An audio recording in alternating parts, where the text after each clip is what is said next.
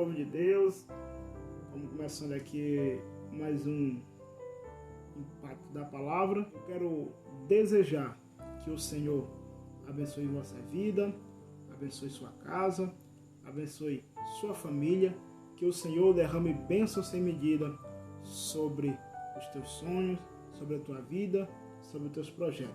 E para iniciarmos esse impacto da palavra, quero compartilhar um versículo que se encontra no livro de Hebreus, capítulo de número 10 e versículo de número 37, que diz assim: ainda um pouquinho de tempo, e o que há de vir virá, e não tardará.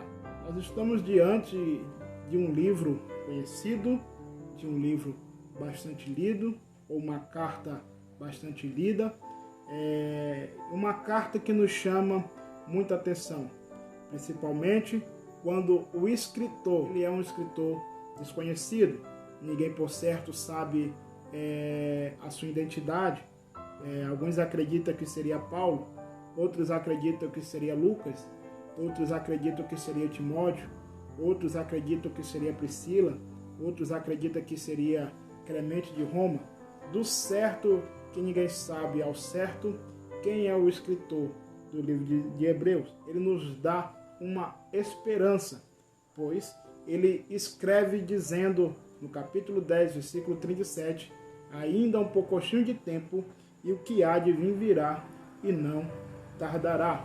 Entenda uma coisa, o escritor ele é desconhecido, ninguém sabe ao certo, mas para podermos interpretar o livro de Hebreus, é necessário que nós olhemos para três características ou três divisões que existia nessa igreja, nessa época, no tempo dos hebreus. A primeira classe era judeus recém-convertidos que se converteram a Cristo e vivia na sua vida a plena fé, confiando em Deus, confiando no Senhor, colocando seus projetos diante de Deus e crendo que Deus poderia fazer um milagre na sua vida. Outra classe de pessoa era pessoas que estavam com seu intelecto convencido a Deus. Vamos dizer assim, alguém chegara e pregara e conseguiu convencer apenas um intelectual, mas negavam a Cristo com a sua maneira de agir, com a sua maneira de pensar, com as suas maneiras de se comportar diante da sociedade. A terceira classe de pessoas eram pessoas que eram atraídas pela forma que o evangelho era pregado na época.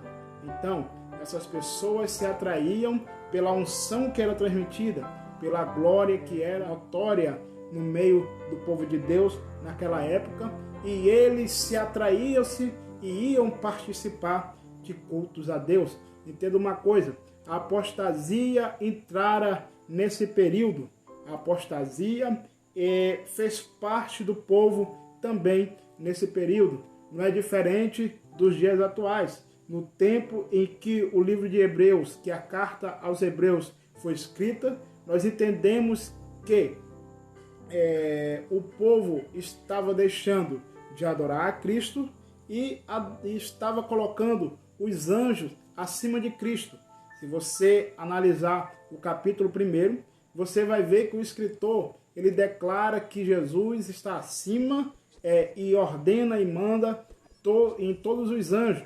Então, o escritor estava debatendo uma apostasia que estava entrando nessa época, estava tomando de conta do povo, estava sim afastando o povo e levando o povo a ir para um ensinamento diferente, um ensinamento que não condiz com o ensinamento da palavra. Se nós formos analisar nos nossos dias atuais, nós vemos muitas pessoas que destroçam o ensinamento de Deus, destroçam o ensinamento do Senhor, o ensinamento das Escrituras, e tira o foco de Jesus e joga o foco em outra coisa. Ultimamente surgiu aí uma religião que tem como tema, como assunto, que Jesus não existe, o nome de Jesus não existe, que o verdadeiro nome de Jesus é Yeshua, ou Ial, né? Aí eles vêm a levar o povo a negar a Cristo, a se afastar dos preceitos de Deus. Mas nós que somos firmados na palavra de Deus, nós temos que confiar naquilo que é de Deus. Pois ainda um pouquinho de tempo e o que há de vir virá e não tardará. Foi isso que o escritor nos deixou, foi isso que o escritor nos ensinou. E mediante a isso, quero chamar você nesta noite a meditar na palavra de Deus e confiar que somente Jesus é o caminho, é a verdade, é a vida, e ninguém vai ao Pai a não ser por Ele. Que Cristo Jesus lhe abençoe.